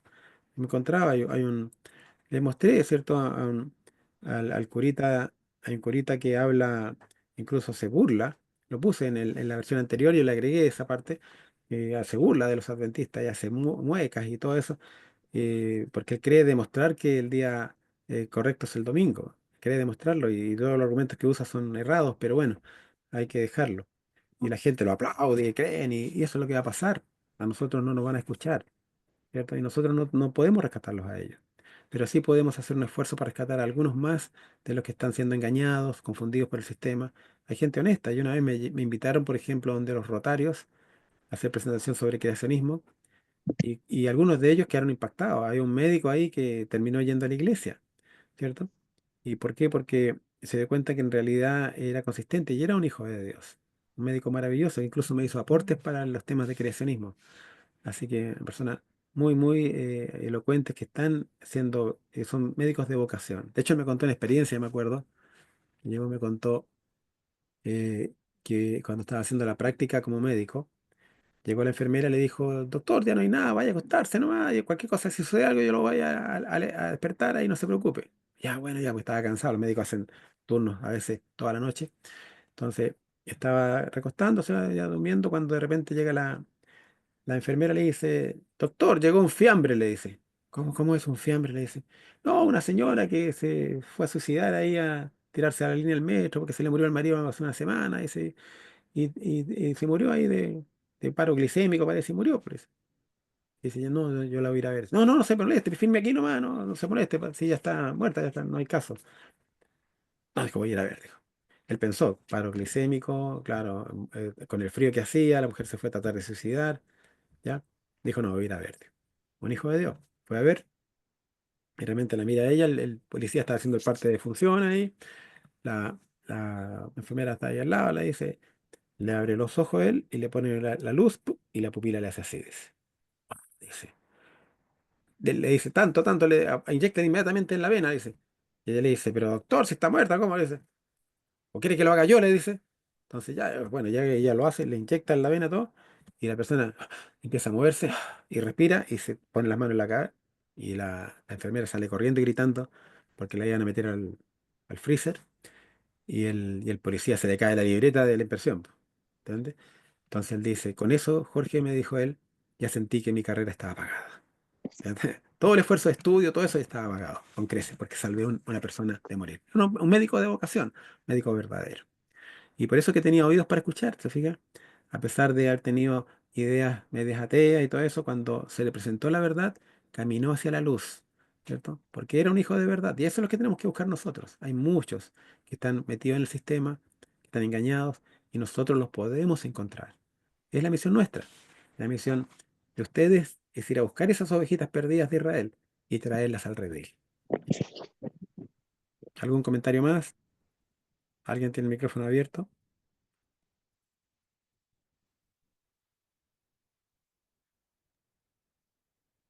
Hola Jorge, Hola, ¿qué tal? ¿Cómo estás? feliz sábado hermanos. Sí, es así como dices tú, a veces uno no sabe cómo llegarle a las personas, pero sabemos que el Espíritu Santo es el que es el que trabaja, no es la persona en sí. Por eso tenemos que encomendarnos a Dios para eso, porque sin Él no podemos hacer nada. Claro que sí. Así es, ¿verdad, hermano? Bueno, tiene toda la razón. Entonces nosotros tenemos que, obviamente, ser motivados por el Espíritu Santo para hacer la obra. Es lo principal. Y para eso tenemos que consagrarnos, que el Señor haga la obra. Y Él va a cambiar la perspectiva. Uno cuando anda con Dios en el corazón ve todo distinto. Ve la naturaleza linda, ve a las personas, empieza a amar al prójimo, ¿cierto? Empieza a sentir una especie de afecto por las personas y ya se le acaban los odios. Si hay una persona enrabiada, con rabia, que le pase a llevar a uno, que lo golpee, cualquier cosa, uno en vez de mirarlo con rabia, con resentimiento, uno lo mira con pena. Y esa pobre persona tiene problemas. Yo me acuerdo cuando niño, yo en la micro me acuerdo sentado y con mi hermana que iba atrás, con mi mamá. Y yo me había puesto a la sombra para no tener que estar al lado del sol, porque hacía calor en ese día. Y llega una señora y me mira y me dice, hola, me dice, ¿te puedes correr para allá? Me dice así. Y yo la miro, bueno, ya me corrí para allá y me quedé al sol. Y la señora se sienta entonces a la sombra. Entonces mi hermana que estaba me tocaba el hombro, me decía, ¿por qué la aguantaste? ¿Por qué? Me decía, y yo miraba a mi hermana, mi hermana tiene problemas, decía yo. No entendía ella que en realidad no tenía, que una señora estuviera al sol era mucho mejor que yo, que aguantaba mejor el sol que ella. Pero, pero mi hermana tenía problemas. Entonces, hay cosas así que a veces eh, uno, en vez de mirarlo con rabia, con odio, uno empieza a sacrificarse por el otro. Y empieza a saber de que nosotros tenemos esta vida y la eternidad para disfrutarla. Y que los otros tienen solamente esta vida. Entonces, como pasó con un hermano que se estaba bautizando en Australia. Y el pastor le pregunta, hermano, le dice, ¿y usted cómo llegó a la decisión de bautizarse después del bautismo? Entonces él dice, eso es por mi señora. ¿Y cómo eso? ¿Cómo su señora? Bueno, es que te cuento, una vez estábamos en el bar con unos amigos y se pusieron a discutir entre ellos dos de que ellos tenían, ¿quién tiene la mejor señora? No, mi esposa es mejor por esto, mi mejor. Y él llegó y los miró y le dijo, ¿sabe? Usted no sabe lo que están hablando, dice. Vamos para la casa, dice. ¿Cómo a la casa? De las 3 de la mañana, pues. Vamos a la casa mía, dice, vamos. Pero ¿cómo a las 3 de la mañana? Tu señora la de molestar. Vamos nomás, le dice. Llega, ve a la puerta. Sí. Y se levanta la señora, le abre la puerta, pasen adelante, tomen asiento, le dice, les sirvo algo para comer, le dice, tienen que tomarse un juguito, algo, le dice. Entonces los tipos se dieron, miraron uno al otro y se fueron, pues. Se abrió la puerta, ¿y tus amigos qué pasó? Se fueron. Dice, Le dice, ¿por qué eres así? Le dice él. ¿Por qué eres así? Mira, yo vengo a las 3 de la mañana, te golpeo, te trato mal y tú nos atiendes con amor y con bondad, dice, y nos quieres servir y todo eso. ¿Por qué eres así? Le dice conmigo, le dice. ¿Cierto? Si yo te trato tan mal, le dice. Entonces ella le dice, mira, mi amor, le dice, la verdad es que yo soy cristiana, tú sabes, ¿cierto? Voy a la iglesia y, y voy a irme al cielo y voy a ser muy feliz allá en el cielo, voy a tener todas las cosas de que Dios tiene preparadas para nosotros, dice. Y yo sé que con la vida que tú llevas va a ser muy difícil que te vayas al cielo, le dice. Entonces, yo he decidido hacerte de tu vida un cielo aquí en la tierra, le dice. Y, y entonces él le dijo, ¿sabes? Le dijo, si en el cielo hay más personas como tú, yo también quiero irme al cielo, así que quiero ponerme a estudiar contigo, le dice, para ir a la vida, para ir, bautizarme, irme al cielo contigo, le dice. Y ahí la ganó, se fija, una mujer fiel y dispuesta a entregarse al Señor de corazón, logra cosas que nosotros no podemos lograr. ¿Entiendes? Por nuestra propia voluntad. Tiene que estar un cambio de corazón para que nosotros tengamos una mirada distinta. Podemos ver las cosas que hacerlas no por intereses personales, no por ambiciones egoístas, sino que simplemente motivados por el amor de Dios y en el equilibrio que Dios nos da con los 7 principios fundamentales de Él y guardando sus mandamientos de forma natural, de corazón y no artificial. Por eso Él dice que va a grabar esas leyes en nuestro corazón, incluso lo del sábado, porque muchos guardamos el sábado a medias. Y el sábado es el único mandamiento arbitrario. Es el único mandamiento que se dio en el Edén porque los otros son naturales. El único mandamiento que tiene que ser explicado porque no tiene sentido. El único mandamiento del cual uno tiene que llevar un cómputo, hacer el registro de las fechas cuando corresponde al sábado. Entonces, es el único mandamiento que Dios nos pide en realidad. El único que se va a exigir en el cielo porque los otros pecados no van a ser necesario porque no, nadie va a pecar, ¿entiendes? No vamos a tener la tendencia al mal como la tenemos hoy en día. ¿Se entiende, hermano? Bueno, aquí terminamos. No sé si hay alguien que quiera comentar algo y hacer una oración final, alguien que quiera acompañar. Susan, ¿qué tal si tú haces la oración final? Me encantaría que tú lo hicieras, por favor, si es posible. No sé si estás conectada. No, se salió Susan, parece. No alcanzó a participar. Entonces, a ver, ¿quién es? A ver, hermanita Luz, usted. ¿Podría usted terminar con una oración, por favor? Hermanita Luz. ¿Me escucha? Sí. Ya. Ya. Padre nuestro que estás en los cielos, santificado sea su santo bendito nombre. Amén. Señor, nuevamente hemos aprendido tantas cosas maravillosas, en especial, Señor, el sacrificio que usted hizo por nosotros. Señor, ayúdanos para que cada día seamos mejores y seamos unos verdaderos discípulos para entregar ese precioso mensaje que tú nos mandas a que Amén. prediquemos a todo el mundo. Señor Amén. amado, bendice a cada hermano en esta tarde y prepáranos, Señor, para tener un encuentro mañana con nuestros hermanos. Bendícenos, cuídanos y protégenos, Señor, a cada uno. Todo te lo pedimos, Señor amado, en el nombre de nuestro Señor Jesús. Amén. Amén.